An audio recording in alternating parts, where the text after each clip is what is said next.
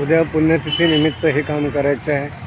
हे सर्व गाजर गवत काढून पूर्ण ह्याच्या सर्व डांगा छाटणं आहे. झाडाचं सुशोभीकरण करणं आहे.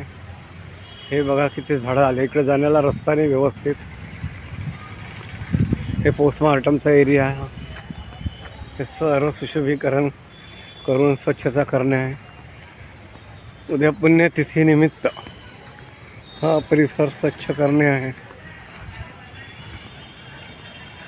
बघा